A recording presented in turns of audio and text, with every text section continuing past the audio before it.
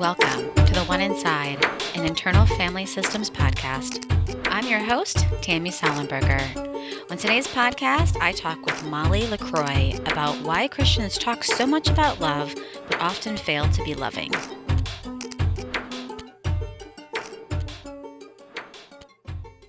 Hey everyone, I hope you're doing well. It is finally spring, but it has been snowing in New Hampshire. Flowers and trees are just starting to bud, and then we get a random snowstorm. A part of me finds this humorous, a part of me is so ready for some beach days, but not yet. I've also been making so many mistakes. If you follow me on social media, you know that I locked myself out of the house and a FedEx driver had to break into my house using a credit card. And I'm so thankful she did because I actually had this podcast scheduled with Molly in an hour from the door locking out incident. All kinds of weird things like that have been happening to me lately, and my parts are not happy. They say to me, we do not make mistakes, and it just feels like so much shame. And it is hard to be loving to the parts of me that keep making mistakes. And it's really hard to be loving when it's snowing and it should be sunny. So, of course, it's hard to be loving to people. I mean, people's parts who are not really lovable. People that are critical, people that are legalistic, people that are judgmental. And it's really hard to be loving when we get the message from other people that we are bad and that we should not ever make mistakes. I'm so grateful for Molly and for this amazing book that she has written and her message about restoring relationships and the importance of love, loving ourselves, loving God, and loving others. But with that focus on loving ourselves, with self and self-loving those parts. You can connect with Molly on social media and check out her website at mollylacroix.com. That is MOLLYLACROIX.com. As always, I'd love to connect with you at the One Inside Facebook page and at IFS Tammy on Instagram, Twitter, and Clubhouse. It means so much to me when I get your messages. You can also join my mailing list at tammysallenberger.com. I have yet to send out an email, but maybe one day I will. One of the things that Molly says that I absolutely loved so much is if I am made in God's image, then I probably have some internal resources. That makes the parts that feel so much shame for making all these mistakes a little bit better. Enjoy.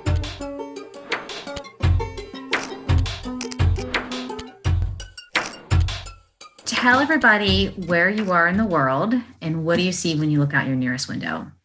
So right now I am in Coronado, California, which is in San Diego, and there are palm trees outside the window, and it's a balmy, 68 or something this morning. But we normally are in Bend, Oregon, and I would typically be looking out my office window at pine trees. So it's a lovely combo. We're down here to visit our kids and grandkids. I love palm trees. So as soon as you said palm trees, I was like, oh.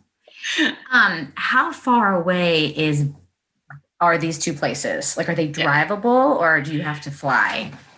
Well, we choose to fly because the drive is long. It's about a 15-hour drive. Oh, yeah, that is long. Yeah. And lovely, we have a nonstop 2-hour flight, so it makes it super easy. Oh, perfect. Yeah. And have you been down there? Because I feel like I've seen you a couple of times and that's where you are. So have you been in there for a long period of time or you just go down in spots?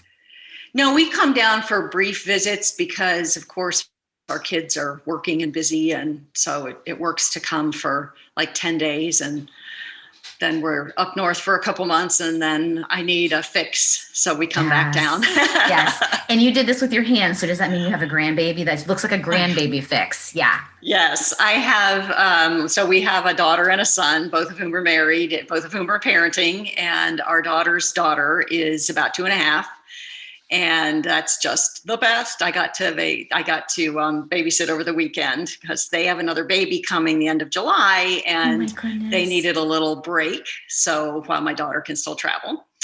And then our son and his wife have an 8-month-old. So that's the squishy. I love it. Oh, yeah. How do you like being a grandma? Oh, I always tell people that every cliche you've ever heard is true. I'm ridiculous. And it's pure joy. It really is. It is so delightful watching these children, these little humans, do everything they do. Yeah, it's the best. Yeah. Do they call you grandma, or what do they call you? They call me Minnie. Minnie. I chose Minnie because one of my earliest exile is about 3.5. And what happened was my mom had a 5-year-old and a 3.5-year-old, and then had twins. And you can imagine my poor mother was a little overwhelmed. And, dad's working, traveling, not around much. And I used to toddle up the cul-de-sac that we lived on to visit a neighbor who was this kind of grandmotherly figure, kind of fluffy, nurturing. She was a nurse, and I would visit her. I just toddle up there by myself, which tells you, how long ago that was. And she always had cookies, and her living room had red carpet, which I just thought was amazing.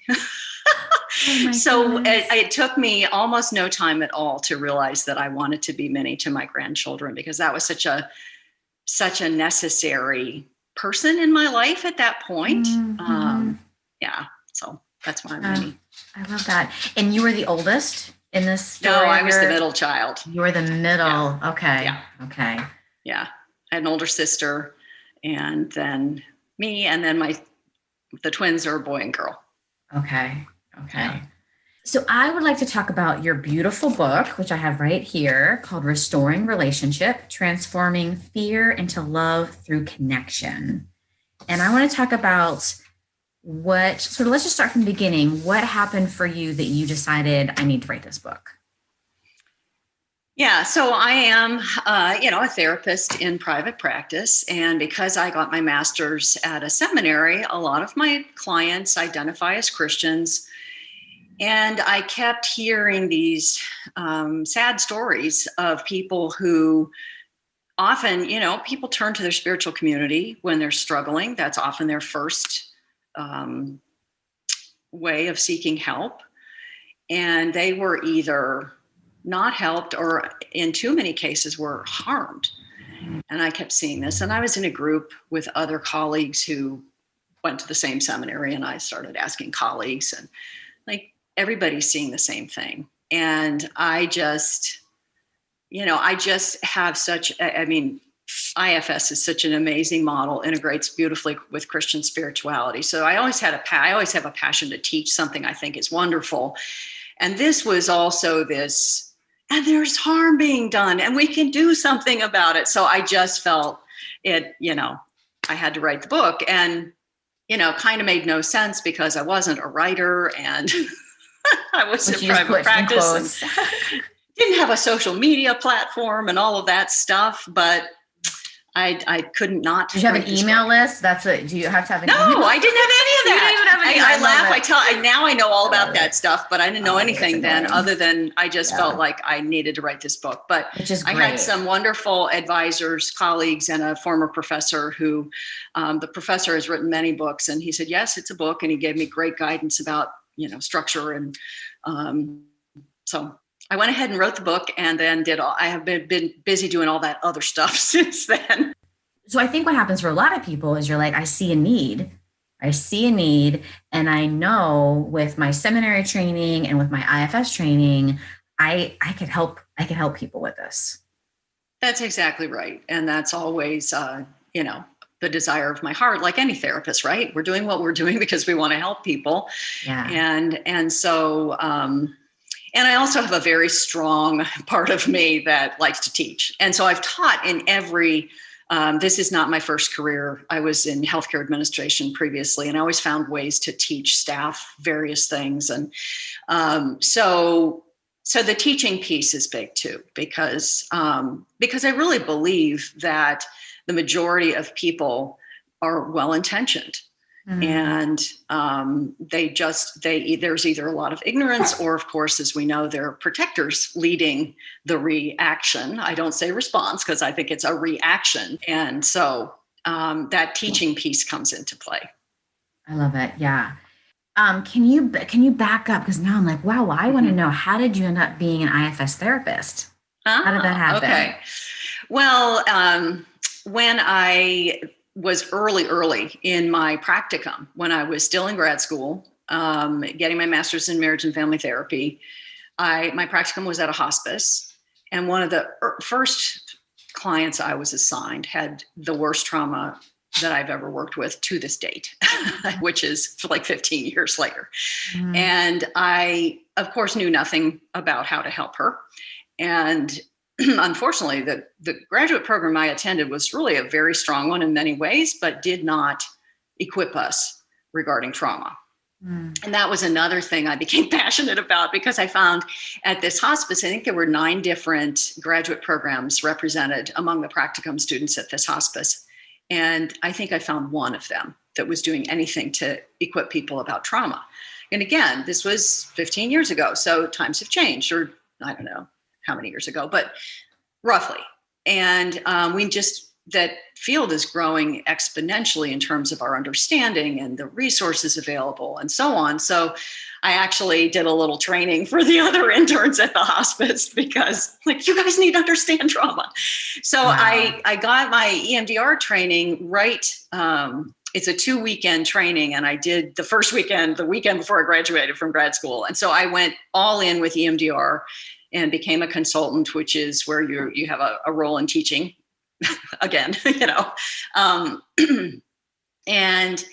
and still, I mean, it's a well-researched, very effective modality. But there was a piece that always felt like it was missing to me. And then I read, when it first came out, The Body Keeps the Score by Bessel van der Kolk has a chapter on IFS. And I'd been exposed to IFS briefly and poorly in grad school. And when I read it then, having specialized in treating trauma, like, this is exactly what I see day in and day out. And in those days, I just grabbed some books and started like experimenting with existing clients who were kind enough to let me, do it that way, and thought, I need to go get training. And in those days, you could say, I want to get trained in IFS. Oh, sign up and get trained. It's a little different now. People have to wait a long time, but I know they're working hard to expand access. But I was very fortunate to be able to get trained, and did back-to-back 1 year level 1, second year level 2, third year level 3, got certified, have spoken at the conference a couple times. I mean, I just went all in.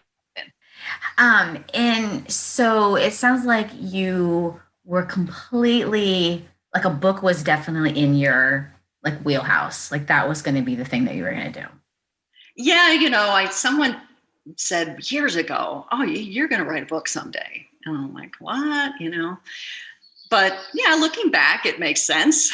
And once I really, when I went to level 1 and I saw how incredibly synergistic IFS is with Christian spirituality, and it because it's relational. I mean, that is the foundation of this model. That is the foundation of the Christian faith, in my opinion, is relationship. And so that really is why I got pretty passionate about bringing this model to the church. And so the book is just another way to do that.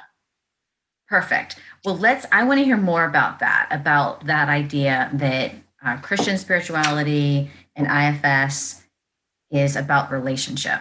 Tell me about what that means. Yeah. Well, the simplest way is to look at the Great Commandment. And the Great Commandment is to love God and others as we love ourselves. And that's a theme throughout my book. And, many spiritual communities do a good job of, tools and practices to love God. There are a lot of resources about loving others, but not so much about loving ourselves. And even in some communities, it's quite the opposite. The message is, you shouldn't love yourself. There's nothing lovable about you. And I think that's a very sad distortion. And that is not congruent with the Great Commandment. So if we just look at that, and so how do we live this out? And, one of the themes of the book, and really what encapsulates why I felt I had to write it, is, why do we talk so much about love in the church, but often fail to be loving? So there are these messages, but the actions don't line up with the messages. And so I love that. Well, and that's what you were seeing is these people were being harmed by the church because they weren't being loved in a time that they were feeling wounded and needed to be loved. Instead of love from people, they got their protectors that were harmful. That's right. Yeah. In the first part of the book, I look at 4 primary ways. Of course, there are myriad ways we could talk about how people are harmed, unfortunately. But the first thing I look at is judgment, and we all do it. We all sit around and judge each other all the time. So it's I'm not coming from this pedestal. I'm going to judge you for judging others. No, we have parts. Everyone else is very judgmental. That's right. I mean, Jesus told that incredibly vivid metaphor in the parable about focusing on, the speck in the other person's eye while we have a plank in our own. But it's pervasive and it's harmful because, and frankly, we see it. I just watched an incredibly poignant video on Instagram today from, by a Black man lamenting, that the reaction when yet another Black man is shot is often judgment. It's judgment about the choices he made, as though that somehow that's what we ought to be focusing on right now. So that's the first chapter, lest I digress. The second chapter, I look at legalism, because there is still a lot of defaulting to rules. Like if you follow the rules, you're having trouble in your life because you're just not following the rules. And the third chapter I title Just Do It. And one of the stories in that chapter is about a pastor who's actually a very progressive pastor. But he tells the story of a woman who was engaging in self-harm. And she would come up to him and tell him, how many days it had been since she'd harmed herself. And he goes on in this chapter to tell us, his interpretation of the parable of the prodigal son, and talks about, lamenting the fact that this woman couldn't just trust God's vision for her life, as though just trusting would be easy for someone who's got a story that we can know as trauma-informed therapists is going to include some pretty hard stuff. And that's why she's engaging in this behavior. And so that just reflects the degree of ignorance about the impact of things like adversity. And then finally, I look at this over-reliance on cognition that's very prevalent in the church. If you believe the right things, something's wrong with your beliefs, stay up in your head and just challenge those distorted beliefs. So those are all the, this is me taking the church to task. Yeah, I love it. That's the first part of the book. Well, and I love that. And I'm just going to pause you for a second so we can talk about that. So it feels like, so a couple of things coming up for me. One is that those are people's parts and they're mine too, right? I have those parts too, and the parts we don't like them, but I have those parts too. They might look different, sound different, but certainly have those parts too. And they all, and how they all protect, sort of just noticing those parts in ourselves and noticing how those parts protect us. Because I think sometimes it's like, it makes it sort of simple.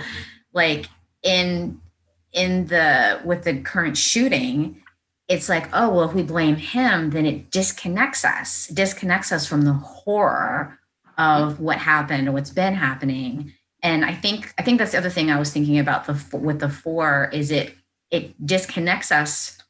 This is probably a big jump, but I think this makes sense in my head. It disconnects us from relationship with other people, but also disconnects us from relationship with ourselves.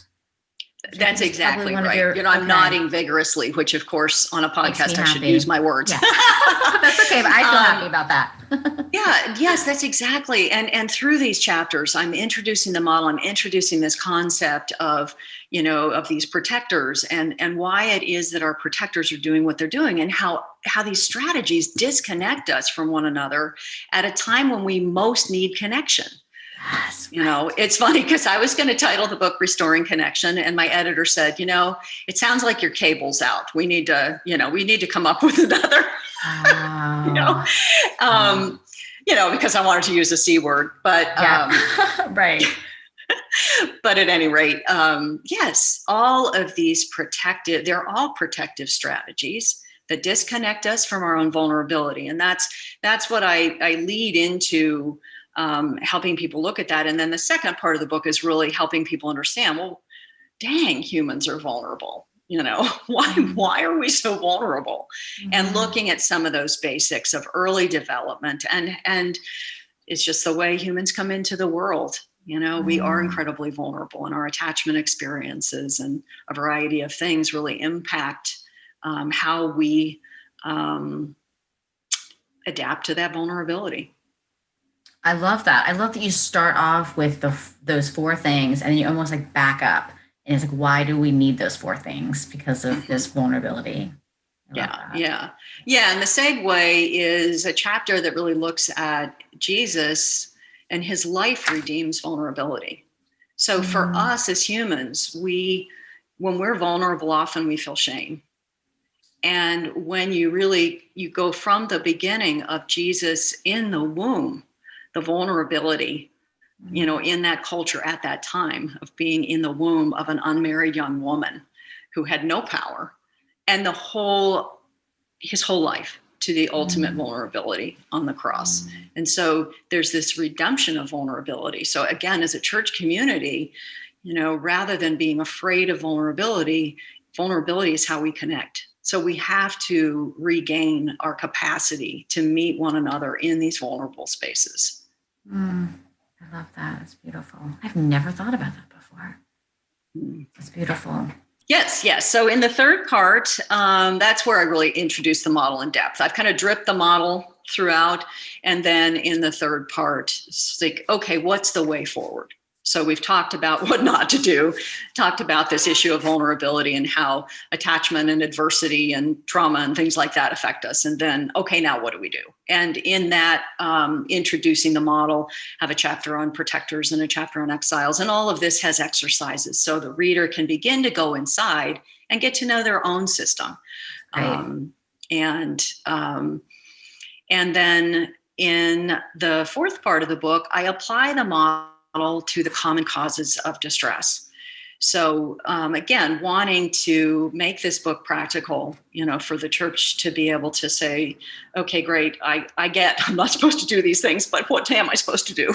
And so I take a look at loss and betrayal, which includes things like adultery and abuse, racism, a lot of forms of betrayal.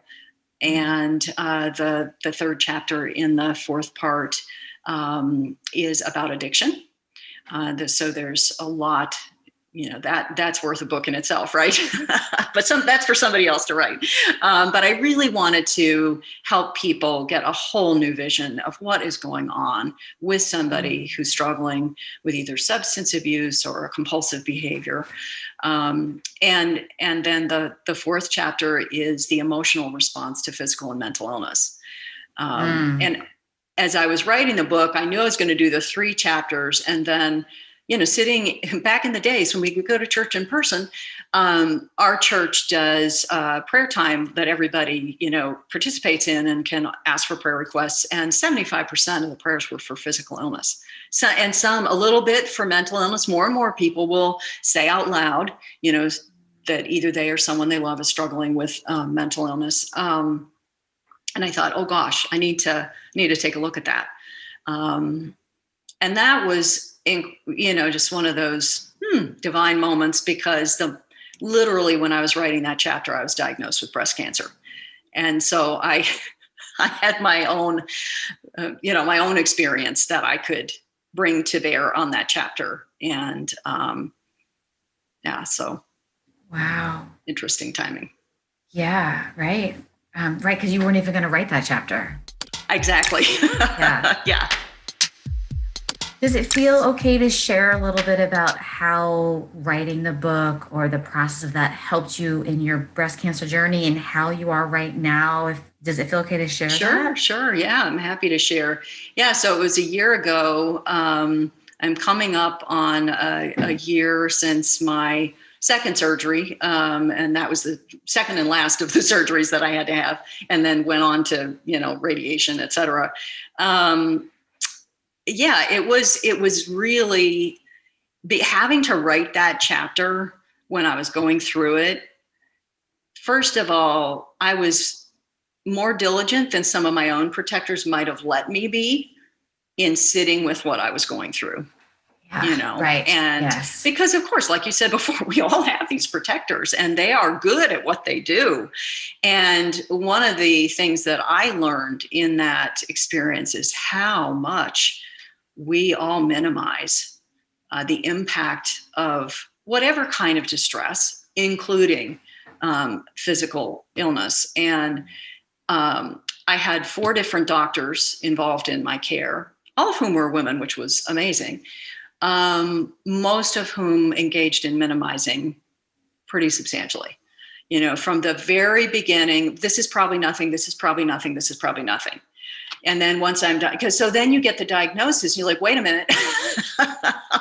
Yeah, wait a minute. This is probably nothing. Yeah. You just said the word cancer, so this is no longer nothing. So, and since then, I've, once you're alert to something and aware of it, and that's the beauty of doing our work and getting to know these parts of us, because once you know them and you're connected with them, and then you see them in other people. And of course, that opens compassion because you recognize, oh gosh, that person who's working really hard to minimize my experience right now is just protecting their own vulnerability, And I love that is compassion, because I was like, that doesn't open up compassion to me into telling me the story.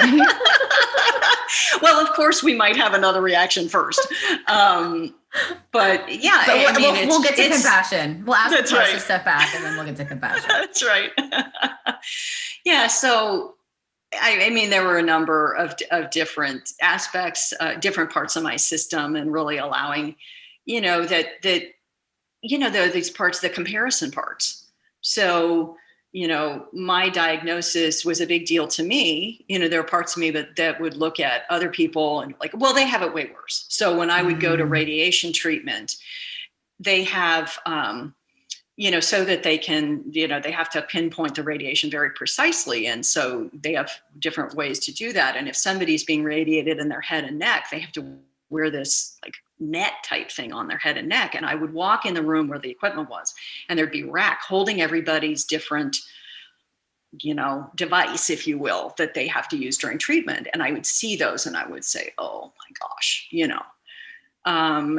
feel a lot of compassion for a person who was going through something much more significant than I was. So there are these comparison parts. And of course, it's a subtle way to minimize our own process. And so, paying attention to that and working with that and letting myself feel sad when I felt sad, because it was still, months of not feeling like myself, and it was during COVID. So I did it all by myself. And walking into the cancer center for the first time got my attention. I didn't have any expectation about that, but it was one of the hardest days, and I was by myself, because normally you have a friend or husband or somebody with you. And right. Wow. Yeah. Yeah. So, and thankfully I am, my prognosis is great and I'm still dealing with some stuff, but I'm 95% myself. So yeah, I'm very grateful. I had wonderful healthcare, and I don't take that for granted for 1 minute. Yeah. Yeah. I guess I just want to pause and see, how are you feeling with sharing that? Oh, it's fine. Okay. No problem at all. Okay. Yeah. I'm really grateful that you shared that. Thank you. Thank you. Because it's fresh. I mean, that just happened. Yeah.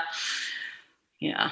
And I'm thinking of this timing of the book. Writing a book is this really long process. So the timing of this just had to be God's timing for this. It felt like it. It really did, because it also, and this is what helps my sister, it also gave me something to focus on other than what I was going through with my health. Yeah. And yeah, so I finished the manuscript and I self-published, which is really an oxymoron because I didn't do it by myself. Yeah. Some people are using the term independent publishing, because I did hire an editor and who was the perfect fit for me. And he's an Episcopal priest. And so it was wonderful because he's kind of part of my audience and yet has this editorial capability because he's written a number of books and shifted from traditional to self-publishing. So just was the great partner in this. And so working with him was a delightful thing to have on my schedule in that time. And So I'm glad. And frankly, I'm glad I was in that stage, because if I'd been trying to do all this social media platform building stuff when I was I couldn't have done it. It would not have worked. No. Well, right. Okay. So if we think about going back to restoring relationship, transforming fear into love through connection, I'm thinking you working with that priest is restoration and connection, and social media does not feel like connection. It's supposed to be, and it can be, but like when you're playing the game, which you're doing, and I'm doing a little bit now, it just doesn't feel like connection. Yeah. Sorry, there's a part of me that's just so. Yeah, it's a real mix, and it's staying for me because of course it's such a numbers game, and I have to keep coming back to why did I do this in the first place? It was never about numbers for me. It's about, can my book help somebody? And of course, you never know who follows you on social media, whether they're even your reader. Yes, exactly. And but what really happens is somebody reads the book and gets something out of it, and they hand it to somebody else who hands it to somebody else. And I had an email from like that third person in the stream this week, who's a therapist and is going to be, passing this book to clients and is doing a Bible study at his church using my book this summer. And it's like, oh my goodness, that's real connection. That's, and if that happens with a handful of people, then the time I spent doing this was time well spent. Truly. I mean that. And, and if I write another book, which then, I have an idea percolating in there, I have to remember, I can self-publish again, and not get caught up in having to focus on numbers just to get a contract with a traditional publisher. Let me keep, I have to, and again, I have to work with parts because I have parts that are ambitious and competitive, and, I have to work with them and keep coming back to, okay. Yeah.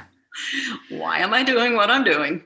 I love that. Well, and I love that idea of like, okay, is this giving me is this restoring my relationship and that connection and that love, like those words and phrases, am I feeling that inside when I think about this numbers game or the social media game? And sometimes I do, because it taps into creativity and there is connection with people you've never met before, and it's amazing.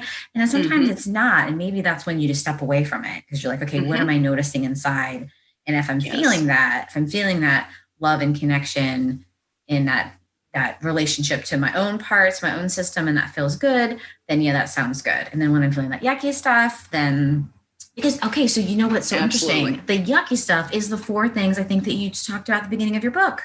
Yeah, absolutely. I mean, these 4 things are ubiquitous. They're not confined to the Christian church, and yes, there is a lot of that. And I find it grounds me to come back to focusing on my reader and imagining, imagining a conversation like this, like we're having.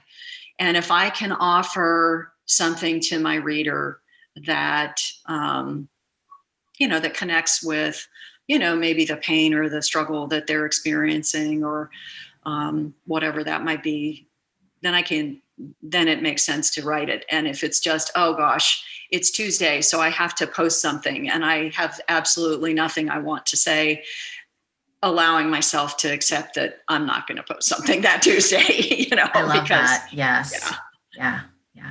That feels good. I think that feels good for me. It's like, right. Yeah. It's so funny where I'm like, why are we talking about the social media thing? I definitely had this cranky part about it. So I'm sorry that I'm diverting our. Oh, not at all. I mean, as you said, it's just another trailhead for all of us. And, it provokes a lot of parts. And because people who write books, that is a big part of marketing a book these days. It is, as one of the people that I've gotten some guidance from talks about, social media is like the street. And then the next step might be the email gets them on the front porch. And then the book is like they're in your house, in your living room, having a conversation. I like that because that feels like relationship and that feels like connection. Right? That's right. Yeah. And that's why going back to and keeping clear for, to whom am I speaking and why?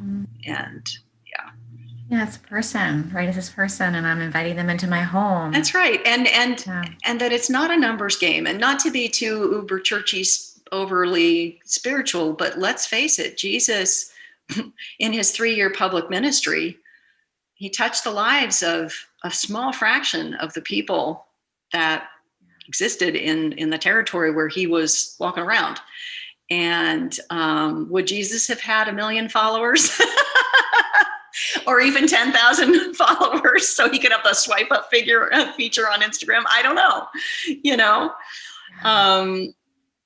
I mean, I just think for me, I have to keep coming back to things like that to say, stay focused. I love that. What am I being called to do? Exactly. And then when you take that step back about just looking at that like spiritual aspect of it and like what Jesus did and what he was able to do with a 3-year ministry, then you're like, okay, slow your roll. You're fine. That's how I talk to my parts, but that's right. I think the last piece of the book is an appendix where I offer what I call a new spiritual practice. So ultimately what, my hope is for the book and for anything else that I'm doing writing wise is for people to adopt a new spiritual practice that supports loving ourselves so we can better love one another and God. So all of these relationships are stronger. And that, of course, is the practice of going inside and learning to unblend and connect. And so providing, the book provides a lot of opportunities and exercises for people to do that. That's great. I love that. Is there anything you want to say about anything else about Christianity and IFS and the way they just fit really well together and how they actually, I'm going to say this. You'll agree with me. I think they actually enhance each other. Do you want to say anything else about I think that? enhance is an interesting adjective because, that's really, that's the premise of my book, right? So when we can adopt these practices that we learned through IFS of how to connect with parts of ourselves, we are enhancing our relationship with ourselves, others, and God. So it is this reciprocal process and learning to connect with ourselves, and especially when we have the opportunity to work with our protectors, with our exiles, do the unburdening, and our system becomes more flexible and more relaxed. And then we have more of these resources that I talk throughout in the book. One of the basic ways IFS integrates with Christian spirituality is when we go back to the very beginning and we understand that we are created in God's image. And so my theology professor at seminary said, we are image bearers who sin. And, so the sin is the activity of parts who are just doing what they had to do to adapt and survive. But sometimes these behaviors are what, in the church would be labeled sin. So instead of focusing on behaviors, let's understand what's driving them so we can heal. And so again, this deepens people's faith walk, I think, tremendously. Yeah. It restores their understanding. Oh, yes, wait a minute. I'm created in God's image. So probably I have some resources that, and again, this idea that God's image can't be obliterated by anything that happens to us and any of the adversity and any of the strategies we undertake to adapt to that adversity. And it's still there. So we still have these resources, which of course we identify with the 8 C's or the 5 P's. And, of course, those aren't limited. They're myriad resources, and regaining connection with those so that we can live out of those. I love that. I was also thinking that, when we believe that, and we're in our heads, I love that you said that, because I think that's so true. And such a form of like spiritual bypassing, right? Just to be in your head. And right. So sorry, my mind is going like so fast.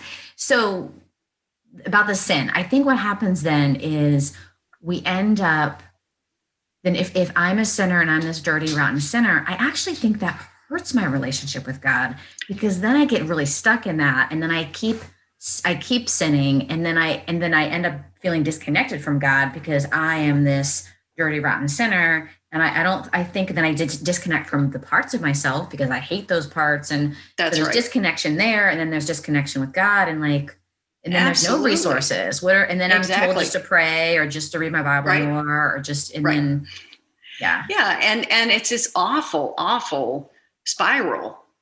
And a lot of those, and that's what I was seeing in my office, in my therapy office. And amazingly, most of these clients, almost all of them, were hanging in there. They were still going to church. It was this incredible, they would sit there and not be able to worship because they felt like they were this dirty, rotten, and see other people around them freely worshiping, and as we do as humans, what do? It's because there's something wrong with me, shame. And going back to those early, I'm not good enough, I'm not worthy. When we talk about love and grace, well, clearly all these people around me are experiencing this, but I'm not, and that just pains me so much because, go back in scripture, that's not, that one of the briefest statements we can make is God is love. So if God is love, these things that are being done to people and that they're feeling about themselves are not loving. And again, IFS brings this incredibly powerful lens through which we can begin to understand ourselves and then form relationships. And it always goes back to that, right? Cultivating relationships with these parts of ourselves. And that just frees them up to do what they were meant to do originally. And then we can love one another in God as well. Tell me about this chapter that you wrote in a book that's coming out soon. Yeah, so the book is titled How to Heal Our Divides. And I was approached by the editor, an individual named Brian Elaine, who runs a number of different websites. He got in retirement, just got involved in supporting spiritual writers. And so he's got one called Writing for Your Life, and he's got one called Compassionate Christianity. And he's very active in helping, writers of color get their work published. So he's just this really neat individual. And he decided to do this project where he would bring organizations that are like boots on the ground, doing things in the world that help heal divides of whatever kind, whether it's racial, political, religious, you name it. And so the book features, I think, 30 some individuals and organizations. And he approached me because I had met him in the course of writing my book. He's actually how I found my editor. And he approached me about writing a chapter about IFS, and it's healing our inner divides, because as we've been talking about, if we don't heal our inner divides, and of course Dick is out there in the world talking a lot about, and Duran and others, and Rakina Barnes, whom I interviewed for the book. So it was this wonderful opportunity to feature IFS, the Institute, and the foundation, and the work that's being done through IFS, and that is, they've pulled it together incredibly quickly, and it's going to be launched next month. So that's great. So next month, as in May? Yes. Okay, yes. Great. Because I'm not sure when this will be released. So yes. Yeah, right. Great. So it'll be sometime in May. Great. May of, yeah. Yeah, awesome. Yeah, so May of 2021. Correct. For whenever you're listening to this, because who knows when people will be listening to it. Yeah. How to heal our divides, and then the chapter on featuring IFS and how IFS helps us heal our inner divides, which is the only way we can really show up in, working on the external divides, is if we've done the work to heal the inner divides. Yeah, that's great. I am so excited about that. I will definitely get my hands on that. Let me ask you the question that I always end with, is if you were not doing all the things that you do, what would you like to do instead of? I would just spend more time with my grandchildren. There are times. I figured you knew that. I was going to say that. Yeah. Because there are times when I think, oh my goodness, I had more flexibility in my life before I wrote this book and started doing all this writing stuff. And why on earth did I do that? Because now I have less flexibility to just drop everything and be present with my family. But I'll find that balance. Yeah. Now, if people want to know more about you, so definitely want to get people to buy the book, Restoring Relationship, Transforming Fear into Love Through Connection, and then also buy the other book, Healing Our Divides. Yeah, how to heal our divides. How to heal our divides. The How to Heal Our Divides. There's a website by that name, so people can just go to the website How to Heal Our Divides and find out more about the project and the contributors to the project. I'm incredibly honored to be among some very well-known people with that project. So I encourage people to check out the website. My website is just mollylacroix.com, and certainly can buy the book clicking there. It's on Amazon, because that's the easiest way to independently publish a book. And I'm on social media at Molly Lacroix, LMFT, with my credentials, because plain old Molly Lacroix was taken. So on Instagram, Instagram, Facebook, mostly. I'm not yet. It's kind of one at a time. Maybe someday. Mostly. Right. Yes. Yeah. Right. Yes. And even though we've been not fans of social media, we are fans of social media. So definitely follow friend Molly on all the social media things. Yeah, definitely. And definitely check out her book.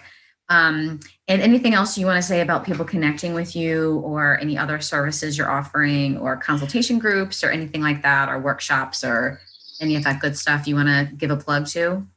Well, I don't have anything on the calendar yet, but I'm very hopeful that as the world begins to reopen, I'll be getting back out there and doing. I'm one of those strange people who loves public speaking.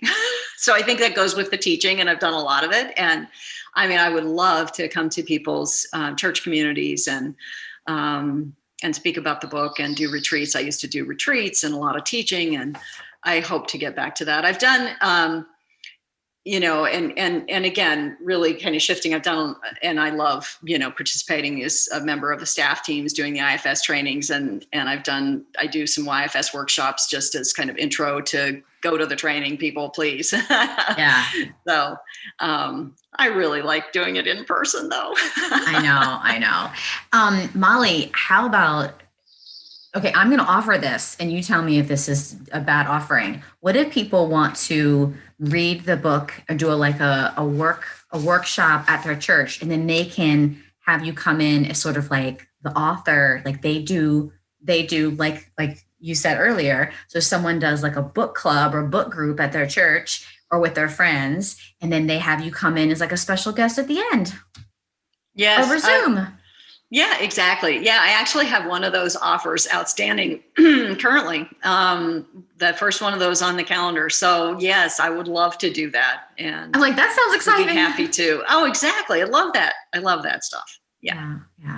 Yeah, it's not traveling to churches and getting to know people and touching them and being in their spaces, which definitely feels different. Yeah. Someday we'll get back to stuff like that. Yeah. Molly, this is great. Anything else you want to say? Really good. Oh, just thank you. Thanks for the opportunity. It's great to connect with you and chat and share about the book and our common love of IFS and how impactful it is in the world. Yes. Yeah. I'm so grateful for it.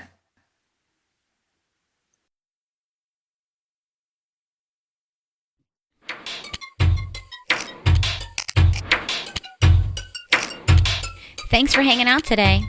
If you like this episode, make sure you subscribe. And if you really like this episode, share it with a friend and leave a review. You can follow me on Instagram at IFS Tammy and join our community on Facebook at the One Inside Podcast. Talk to you next time.